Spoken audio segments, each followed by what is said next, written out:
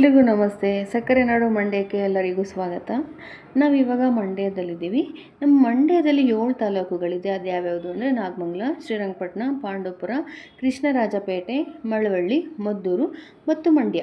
ಇದು 7 ತಾಲೂಕುಗಳಿವೆ. ಈ 7 ತಾಲೂಕುಗಳಲ್ಲಿ 19.25 ಲಕ್ಷ ಜನಸಂಖ್ಯೆ ವಾಸವಿದ್ದಾರೆ. ನಿಮ್ಗೆ ಹೇಳಿದ್ದೆ ನಮ್ಮ ಮಂಡ್ಯ ಟ್ರಿಪ್ಪನ್ನು ನಾನು ನಿಮಗೆ ತೋರಿಸ್ತೀನಿ ಅಂತ.